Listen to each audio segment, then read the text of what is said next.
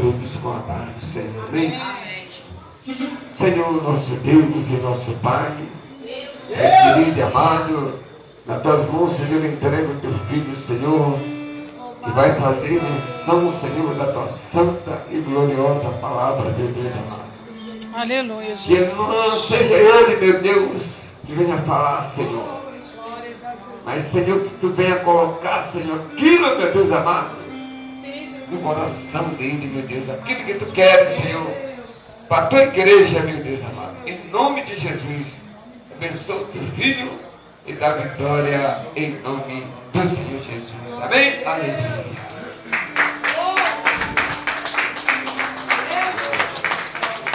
A paz do Senhor, irmãos. Amém. A paz do Senhor, irmãos. Amém. Podeis tomar os vossos assentos. Eu quero pedir ao meu amigo, por gentileza, do teclado, só me ajude nesse momento agora. Não precisa botar fundo, não, tá? Só para mim não perder a concentração, tá bom? Obrigado. Não precisa fundo musical. É muito chique, né? A pessoa está ministrando e tem gente que vai ministrar e já gosta. Eu já prefiro que não tenha por causa de mim mesmo, para não perder a concentração. É bem verdade que nós não temos tanto tempo, porque a hora já foi, mas a Bíblia nos adverte dizendo que não é por muito falar que seremos ouvidos. Então eu quero ser bem conciso nas minhas palavras e glorificar ao Senhor, transmitindo a nós e a vós outros que Deus colocou no meu coração de uma forma extremamente objetiva, e logo depois eu devolvo o microfone a quem me direito. Sou grato a Deus pela vida dos respectivos pastores desta igreja. Quero agradecer a Deus pelo convite que me foi feito. Sinto muito honrado quando o Adriano, que é meu amigo, falou: pastor, vai lá, você pode? Falei: não tenho compromisso, posso. Para mim é um prazer estar aqui, principalmente estar acompanhado com a minha esposa, né? Mulher de Deus, ungida do Senhor, foi usada aqui de uma forma categórica. Deus possa honrá-la abundantemente. A minha esposa é uma bênção, né?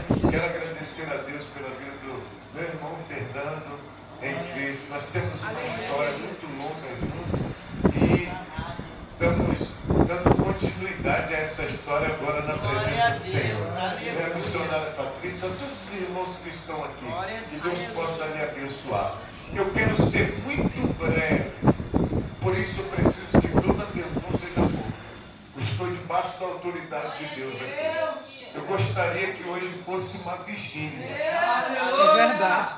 Eu gostaria que fosse uma vigília, mas não é uma vigília.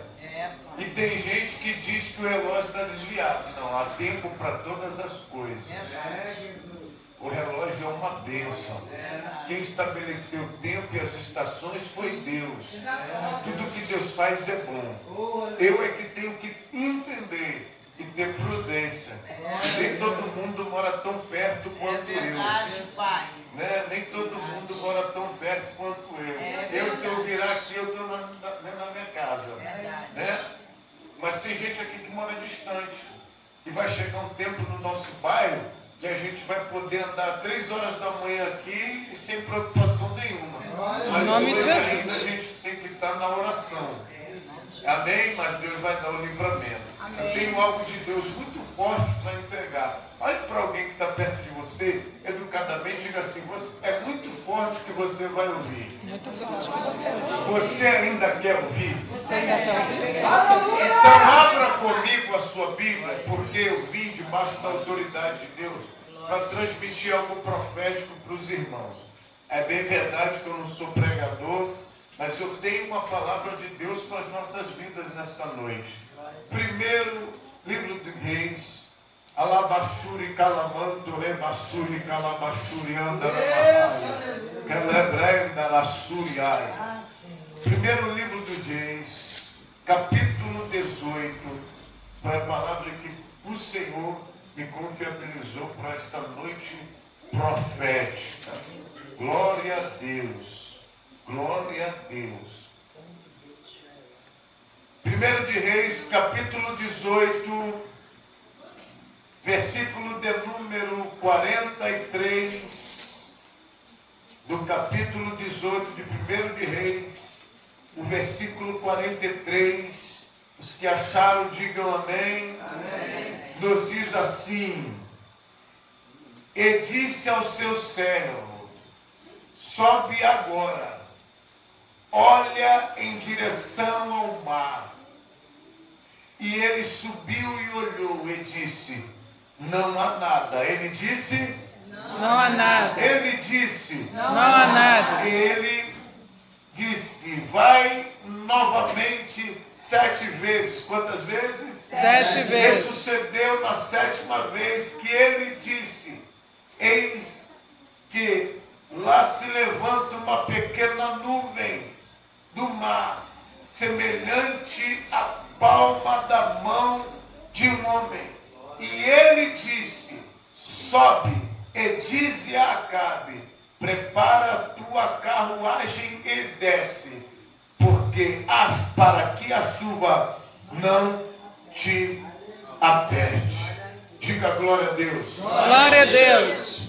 Queridos, olhem bem para cá, redobre a sua atenção, porque de fato as horas se foram e eu quero de uma forma bem sucinta falar-lhes acerca do que Deus colocou no meu coração, para que nós pudéssemos desvencilhar as verdades que estão por trás desse texto de forma eminente.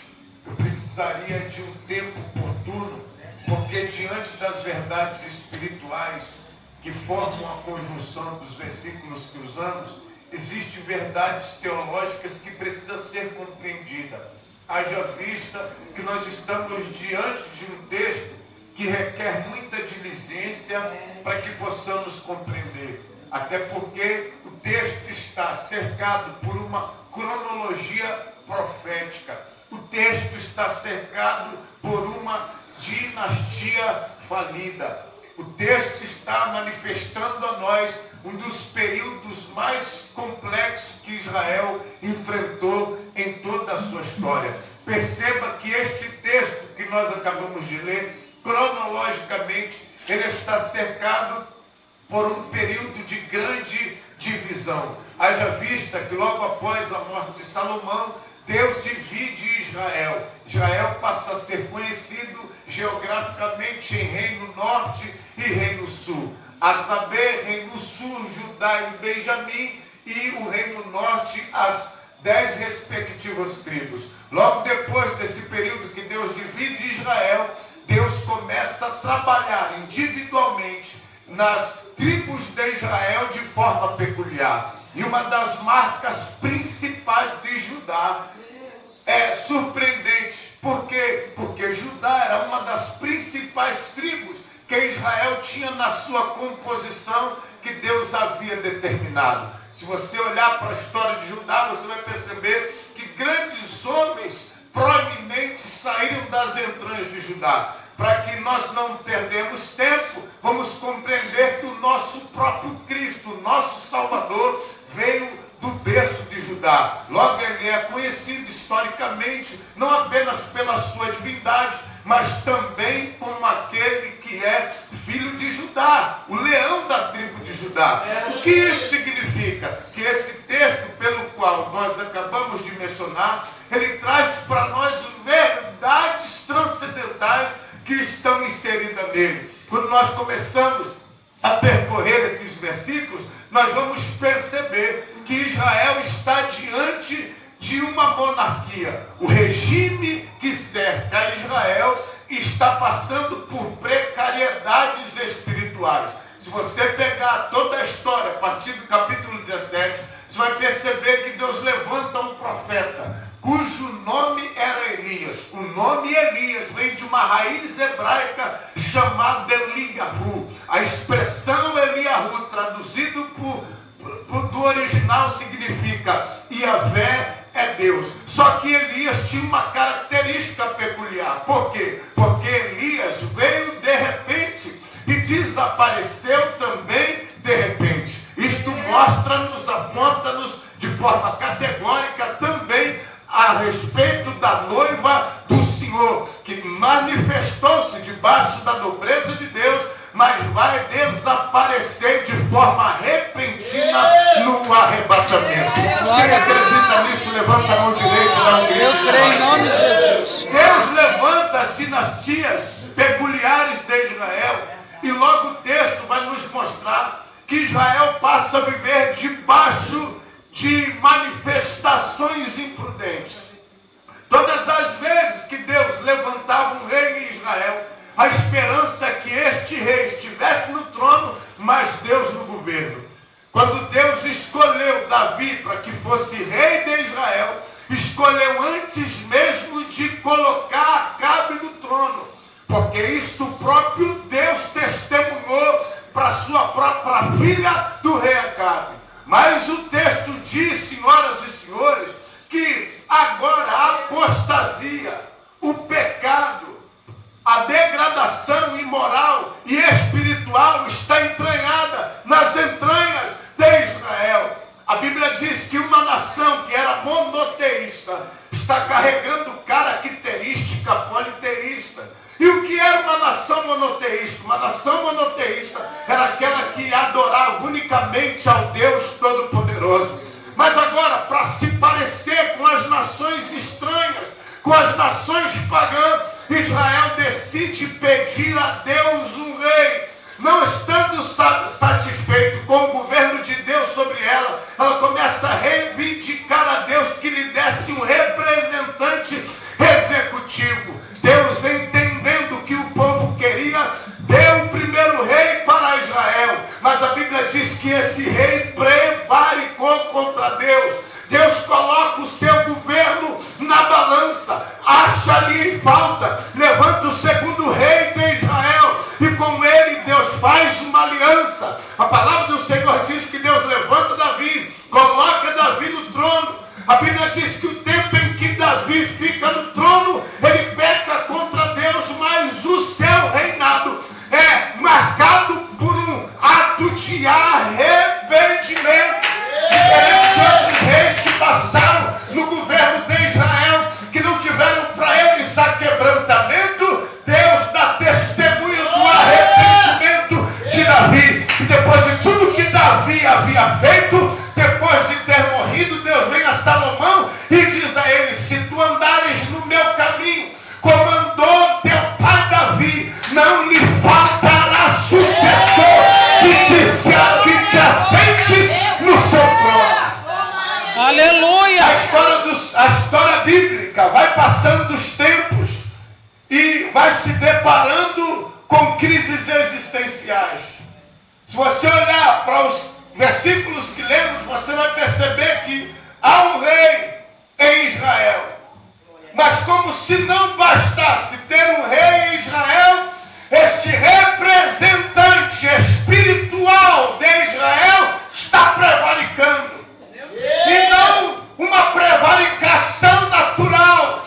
A Bíblia diz que ele vai a Sidônia, a terra dos sidônios, e casa-se com uma mulher pagã, uma das principais sacerdotisas de Sidom, filha de Etibal.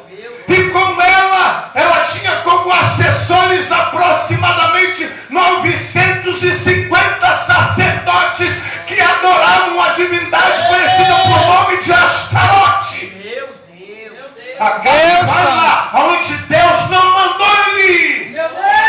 Eu preciso parar.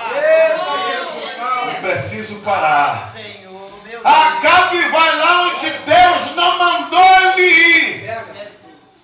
E ele casa com a mulher que Deus disse que era para ele não casar. Meu Deus, Pai. E depois que casa com Jezabel, por que não fica de uma vez lá em Sidom?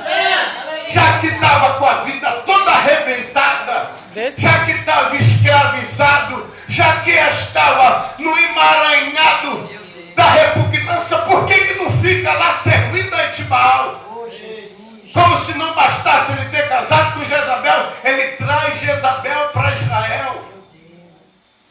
Verdade. Entrega É, Senhor. a autoridade governamental que Deus havia atribuído a ele Oh, Jesus. nas mãos de Jezabel. Meu Deus. E qual foi a primeira classe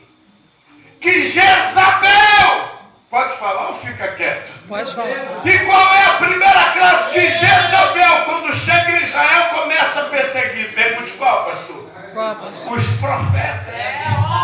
Verdade. Porque quanto mais os profetas se calam, É verdade. mais os erros ficam iminentes. É verdade. E ela entendeu espiritualmente que os profetas exerciam influência e soberania. Ela disse: temos que perseguir os profetas. Porque uma vez que os profetas se calarem, alabaçuriando, levassura, Deus se cala. Ah, Jesus. Só que para ela Ai, compreender que Israel era exatamente como Deus queria, ai, que não era como Acabe oh, queria. meu Deus. Deus queria demonstrar que apesar de Acabe estar no trono, Deus tinha o controle total de tudo que acontecia. Aleluia! Santo!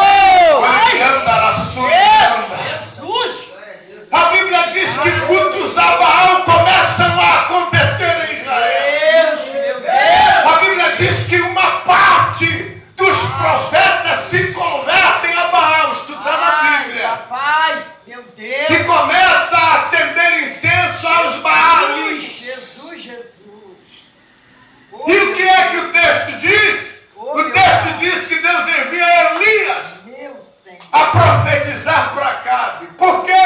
Porque Deus queria destronar o principado que estava influenciando o governo de Acabe. Jesus. Você precisa entender que todo e qualquer problema que envolve a igreja não é administrativo, é espiritual. Jesus amado, meu Deus. As coisas espirituais não se resolvem humanamente. Jesus amado. Se você quer ver Deus operar e quer ver a vitória acontecer, você precisa dar o joelho no chão. Eita Deus. Tem que ter discernimento. Não adianta aqui eu vou falar, querer arregaçar as mangas e ir pro braço. Esse glória! não adianta também querer ficar bicudo e fugir da guerra. Eita glória! Profeta que é profeta não exerce a sua própria vontade. Ainda que lhe confronte, ele fica na posição que Deus está. Oh, glória! Tem coisas que o profeta pode até discordar, mas se Deus não mandou ele falar nada, ele tem que ficar quieto Verdade. e esperar a ordem de Deus para entrar em cena. É verdade. Porque quando Deus coloca o profeta, eu posso falar, irmão?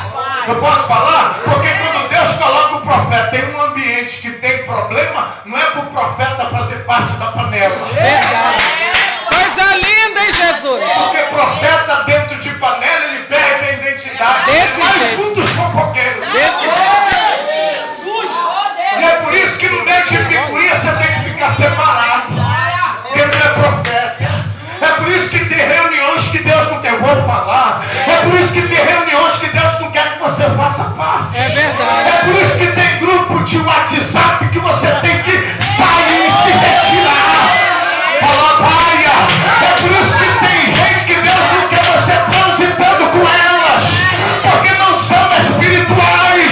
Estão esperando a ocasião para puxar o tapete de alguém. Mas Deus está dizendo: eu não quero que você faça parte. Oh, glória! Olhe para ele e diga: tu és profeta. É Diga forte, diga: tu és profeta. O texto diz que Acabe havia se apostatado. O que é se apostatar, pastor? A palavra apostatar vem do termo apostasia, que é largar a genuína fé para exercer outro tipo de fé. O rei que engrandeceu o Senhor está adorando a Baal. Alabarassurianda. Agora pergunta assim: por que aconteceu isso, pastor? Por que aconteceu Não, isso? pergunte mais forte. 1, 2, 3. Por que aconteceu Ele isso? era rei, Deus havia entregue o governo para ele, mas ele não suportou a pressão da oposição. Aquela velha e antiga palavra das pessoas que dizem: você tem que mudar. É assim mesmo. Você tem que se evoluir. É assim mesmo. Você tem sair desse meio. Você tem que sair dessa roupagem. A lavachúria. Mas rei que tem entendimento, ele diz, não, tá todo mundo mudando, mas Deus não falou nada comigo. Ô, glória! Quando Deus não fala nada comigo, eu vou ficar na posição que Deus me chamou para estar. Elias vem para os irmãos entender até que nível que a situação chegou. Baal estava tão em evidência em Israel que já se propagava, Fernando, que era Baal que abençoava a agricultura de Israel, que era Baal que abençoava a colheita de Israel. Se falava-se que era Baal que dava pão pela manhã para os israelitas comer. Aí quando Elias aparece, Elias vai logo no tendão de Aquiles. Ele vai, se apresenta, acaba e diz assim, peraí, tem um porém. Se Baal é Deus, a palavra de um Deus tem que estar acima da palavra de um profeta. Mas se Baal não é Deus, a palavra de um profeta vai estar acima da palavra dele. Assim diz o Senhor, segundo a minha palavra. Eita glória! Não choverá em Israel. Quem conhece um pouquinho de bibliologia sabe que o que era mais importante para Israel era a agricultura. Porque a exportação e as exportações aconteciam pela agricultura, a maior riqueza, a bênção de Deus, tinha paternidade na agricultura. Só que nós entendemos um pouquinho, a matemática é fácil. Se não chove, não tem plantio. Se não tem plantio, não tem colheita. 3 anos e meio. E o texto diz que a crise fica iminente. E por que a crise estava iminente? Pergunto, por quê? Por quê? Porque a bênção não anda do lado da maldição. Verdade. E quando é que a bênção vem? Quando a gente permite Deus arrancar a maldição, aí Ele abençoa. Deus não divide a glória dele com ninguém. Aí o texto diz que é um desafio. Você já conhece a história? Elias não permite que acendesse-lhe os fogos, e o Deus que respondesse com fogo seria Deus, e a palavra de Deus diz que ele mata todos os Baalins ao fio da espada, vai a Acabe e diz, eu já vejo um som de uma abundante chuva. Fala para o seu moço subir no cume e olhar para o mar. E quando o seu moço olha do alto, debaixo da ordem do profeta, lá do cume olha para o mar, ele volta dizendo o quê? Eu não estou vendo nada. Esse texto aqui poderia ser normal se fosse um texto comum. Mas olha só o texto. O profeta diz para Acabe e diz para ele, eu já ouço um som de uma abundante chuva. Mas aí, logo depois, o profeta diz para o seu moço, vai, sobe o cume e olha para o mar. Quando o moço volta, o profeta diz, e aí, o que é que tu vê? Ele diz, eu não estou vendo nada. Depois de Acabe, depois dos Baalins, este era o maior problema. Pergunte, por quê, pastor? Por quê, pastor? Porque há uma incompatibilidade de visão. E às vezes nós achamos, escute isso, para me terminar e entregar o microfone. E às vezes nós achamos que divisão só existe quando tem um irmão contra o outro. Às vezes nós achamos que divisão só tem quando tem contenda declarada. Às vezes nós achamos que a divisão só está ligada quando tem um irmão discutindo um com o outro. Mas o que estava impedindo do moço enxergar? Pergunte o quê? O quê? A incompatibilidade de visão. Eita, Jesus, como tu fala. Ele não estava conseguindo enxergar o que o profeta estava propondo. Deus, que felicidade. E agora, o que fazer quando Deus entregou algo tão grande nas tuas mãos, mas quem está do teu lado não está no mesmo nível de visão que você? E agora, o que fazer? Isto é um problema. Jesus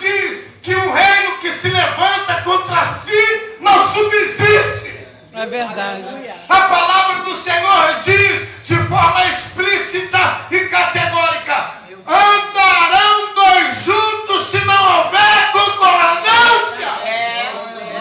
Coisa linda, Muitas Jesus. das vezes os problemas que nos cercam não é alguém degladiando contra nós, é alguém que não alcança nosso mesmo nível de mentalidade. É verdade.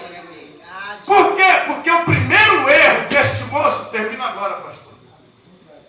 O primeiro erro desse moço aqui, pergunte qual foi, pastor? Qual foi, Pergunte pastor? com vontade, 1, 2, 3. Qual foi, pastor? Quando o profeta manda ele, missionária Patrícia, ir lá no cume do monte olhar para o mar, qual é o erro dele, irmão Fernando? Quando ele vem falando do que estava vendo, ele vem desqualificando o que Deus estava fazendo. É verdade. É forte. Urabachúria, porque tem gente, se Deus não fizer show, ele acha que Deus não trabalhou. É assim mesmo.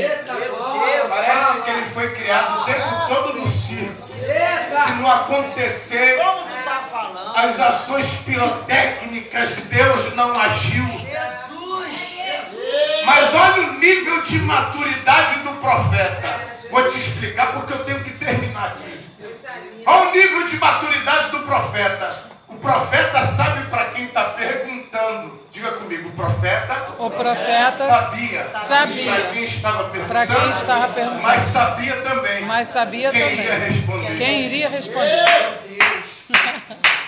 Não entendi, pastor, vou te explicar. Quando o profeta manda ele ir, o profeta parece que já sabia qual era a resposta que ele ia trazer. Aí qual foi o que o profeta diz para ele? Então faz o seguinte, faz isso por 7 vezes. Faz isso por 7 vezes. O texto diz que ele vai. E como ele desqualifica o que Deus está fazendo? O texto diz que há 3 anos e meio não chovia. A agricultura precisava voltar a funcionar. E quando o profeta havia dito que ia cair uma abundante chuva, ele diz, eu vejo uma pequena nuvem. Olha o que ele está dizendo para o profeta. Escute isso, irmão. Olha o que ele está dizendo para o profeta. Eu vejo uma pequena nuvem do tamanho da palma da mão de um homem. Não entendi. Além de desqualificar um milagre, ele está humanizando o milagre. E tem gente que é assim, que Deus está fazendo, mas ele nunca está satisfeito com o que Deus está fazendo. Você está pagando o preço com aquilo que Deus te entregou. Só Deus sabe o que tu está passando. E quando Deus começa a agir, ele ainda se levanta contra aquilo que Deus está fazendo. Meu Deus. Mas aí quando ele vem, posso falar ou fico quieto? Pode falar. Mas aí quando ele vem com a sua mentalidade pequena e desqualifica o que Deus estava fazendo e vem dizendo que o que ele estava vendo era uma pequena nuvem, o profeta diz, então faz o seguinte, vai lá e avisa para Acabe que uma abundante chuva vai descer. Porque se o profeta fosse agir baseado nas informações dele, nada iria acontecer. Porque o problema não era que a nuvem era pequena, era a maneira como ele estava enxergando o milagre. É verdade.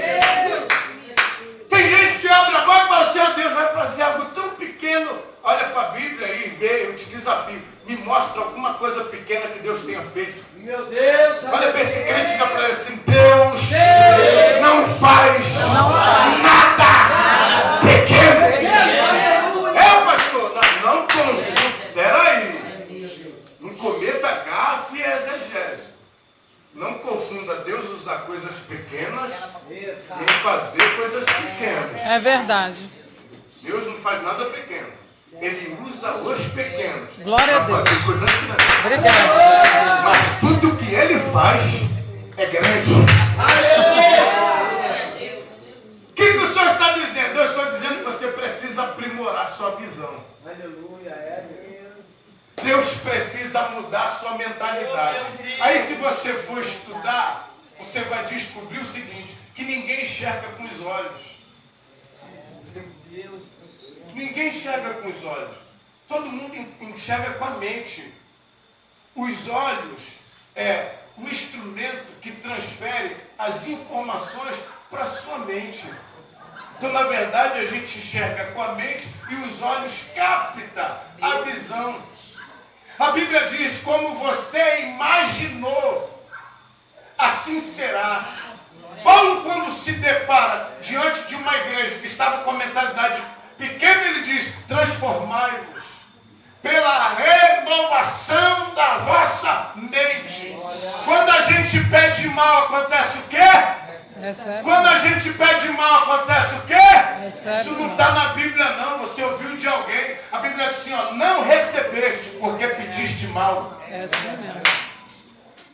Quando você pede mal, Deus nem te dá, porque o que Deus quer fazer é coisas infinitamente além daquilo que tu está pensando. Então para de tratar os milagres de Deus na sua vida como coisa pequena. Porque Deus não precisa virar o mundo para transformar a história de ninguém. Deus só precisa fazer uma coisa que vai mudar toda a tua história. Levante as mãos e receba. Existem coisas que Deus vai colocar nas tuas mãos ainda dentro desse ano que vai mudar toda a tua história. Recebo, Jesus. E recebo. Deus não precisa fazer muito, mas tudo quanto Ele fizer vai se resumir em coisa grande. Eu creio e recebo, em nome de Jesus. Então, deixa Deus transformar e renovar a sua visão. Porque se tratando de Deus, tenha sempre a consciência. Nunca olhe com um olhar de desprezo com aquilo que Deus está fazendo. Eita glória! Nosso Deus é Deus de coisas grandes. Aperte a mão pelo menos de 2 ou 3 e diga, nosso Deus é Deus de coisas grandes. É, pastor? A porta será grande. Eu creio, O Jesus. milagre será grande. Eu creio, Jesus. Só mude a sua forma de enxergar o que Deus está fazendo. Porque o problema não é a nuvem que é pequena, é a forma como ele enxergou. Porque quando ele enxergou pequeno, o profeta já sabia que era grande. Aleluia. É, pastor, é. E nós temos que ter um nível consolidado para não deixar se influenciar por pessoas que têm a mentalidade diferente da nossa. Que se dependesse de algumas pessoas que já tinham parado o teu ministério. É verdade. Se dependesse de algumas pessoas que já tinham parado a tua caminhada. É verdade. Então, se Deus te colocou do lado de alguém que não tem a mesma mentalidade que você, não está no teu nível espiritual de mentalidade, não é para você se superiorizar, não. É Deus te fazendo entender que Deus colocou alguém do teu lado, que Deus quer fazer ele crescer. É verdade. Deus quer que ele aprenda. E também não é para você se inferiorizar. É Deus dizendo para você, é a oportunidade que Deus está me dando para me crescer. É verdade. Porque tudo, olha para ele e diga, porque tudo que Deus faz Tudo que Deus é faz grande. é grande. É, pastor, Deus usa as coisas pequenas. Por que Deus usa as coisas pequenas? Porque o que nasce grande é monstro. Verdade. O projeto de Deus nasce pequeno. Mas o tamanho não resume. É, pastor, não. Porque existem coisas que Deus faz, pode ser pequeno no tamanho, mas grande em poder. Glória a Deus. Então a questão está no resultado. Então a gente não pode olhar pela estatura. O sinal da pequena nuvem que o moço, com a visão arranhada, estava dizendo que estava vendo, para ele estava suando como uma pequena nuvem, mas para o profeta era uma abundante chuva. Sabe o que a Bíblia diz? Que quando o profeta falou, vai lá e diga para Acabe aparelhar os cavalos, para que a chuva não lhe pegue, imediatamente escureceu. Começou a trovejar. Se você buscar esse texto no original, sabe o que você vai descobrir? Que aconteceu um dos maiores temporais daquela época. É, pastor, porque para o nosso entendimento, o texto diz que foi uma abundante chuva, mas no original diz, aconteceu um grande temporal. Glória a Deus. Aleluia. Vai chover. Vai chover. E essa chuva, quando cair, ela vai fazer duas coisas ao mesmo tempo. Vai trazer o que é bom, mas vai arrancar também aquilo que é ruim. Glória a Deus. Coloque de pé nessa noite. Aleluia.